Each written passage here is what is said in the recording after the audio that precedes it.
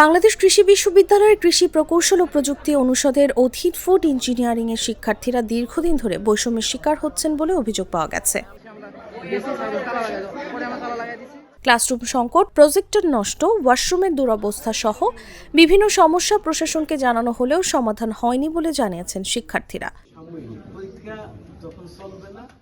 এর পরিপ্রেক্ষিতে বুধবার দুপুরে ফুড ইঞ্জিনিয়ারিং বিভাগের শিক্ষার্থীরা কৃষি প্রকৌশল ও প্রযুক্তির অনুষদের ডিনের কার্যালয়ে তালা ঝুলিয়ে দেন।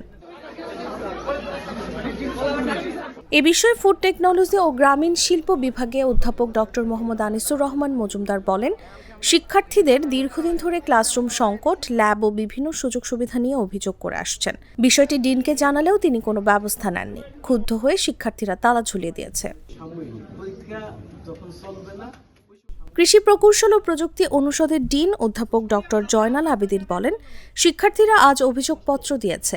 এর আগে কেউ কোনো লিখিত অভিযোগ দেয়নি। এ বিষয়ে ব্যবস্থা নেওয়া হবে।